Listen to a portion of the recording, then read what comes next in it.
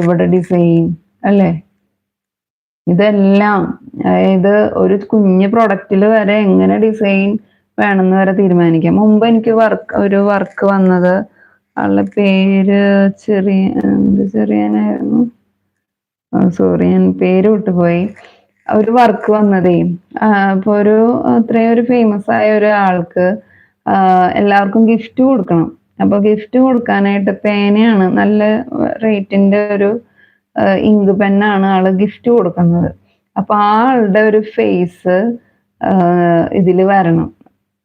അപ്പൊ അത്രയും നമ്മള് ഡീറ്റെയിൽ ആയിട്ട് ആളുടെ ഫോട്ടോ വെച്ചിട്ട് ചെയ്ത് കഴിഞ്ഞാൽ അത് ക്ലിയർ ആവില്ല. ഞാനത് ആ ഒരു ഇത് എൻ്റെ മൊബൈലിലാണ് അതുള്ളൂ, അത് ഞാൻ എടുത്തു വെച്ചിട്ടില്ല. ഓക്കെ, ഞാനതിപ്പോ പറഞ്ഞു വന്നപ്പോ ഓർമ്മ വന്നതാണ് കേട്ടോ.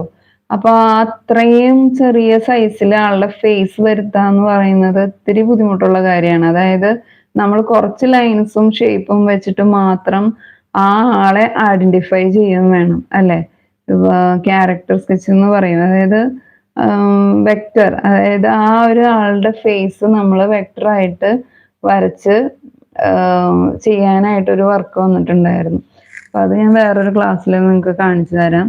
അപ്പൊ അധികം ഡീറ്റെയിൽ ആയിട്ട് ഡീറ്റെയിൽ ആയിട്ട് ആളെ വരയ്ക്കേണ്ട ആവശ്യമില്ല. കുറച്ച് ലൈൻസും ആളുടെ കണ്ണിന്റെയും, അതായത് ഇപ്പൊ നിങ്ങൾക്ക് ഇങ്ങനെയിപ്പോ ക്ലിയർ ആക്കി തരാം.